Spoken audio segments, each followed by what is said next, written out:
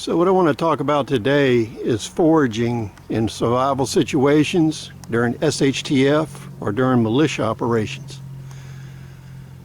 Out in the woods, there's huge tracts of land that people would be utilizing during SHTF, militia operations, wars, and in the past they've been occupied or used by people to grow food, to live, for residential purposes, and there's a tremendous amount of stuff that's left behind and also in dumps.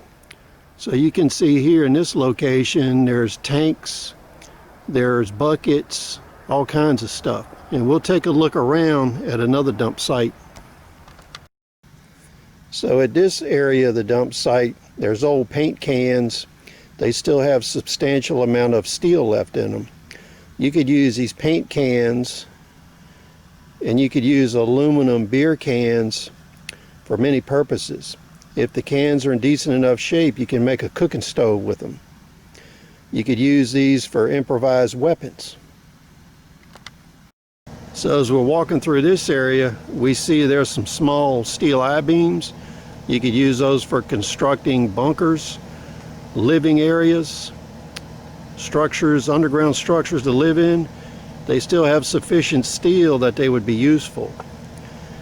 And as we continue to look through this cache of trash, there's a lot of intact bottles here. The bottles could serve several purposes for you. The bottles could be used to store liquids. If they have value, they could be used to trade, to sell, to generate revenue.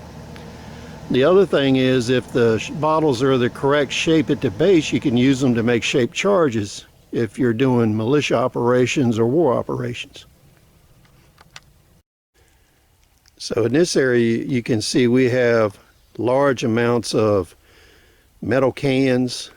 These are too rusted to be any good for us, but there's a huge amount of glassware here.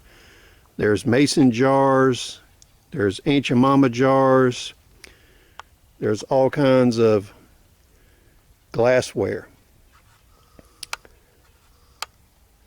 All of this can be used in your survival efforts. You may have to bug out to a location with only what you can carry. All through the wilderness, there's a lot of areas where there were old homesteads and farms that are abandoned.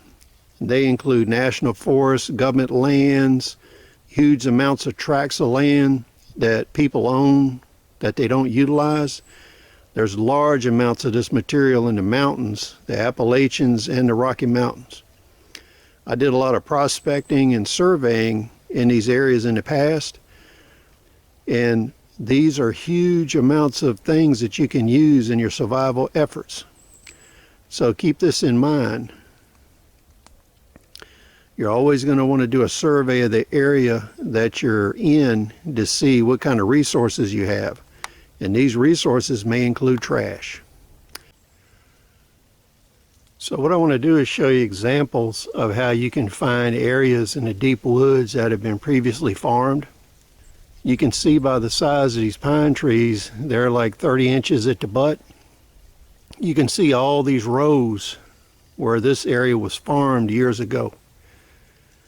Now this area was farmed back when the plantation owners had slaves, and this whole area was terraced, and you can see the remnants of the rows where they had planted crops. You can use these as target indicators to help you find dumps, and these dumps can be very old or not very old. And when you're looking at this, you want to search this area and see what kind of resources you can find in dumps. In our area of the United States, private dumps on farms were very common in the 1910s, 20s, up through the 1960s.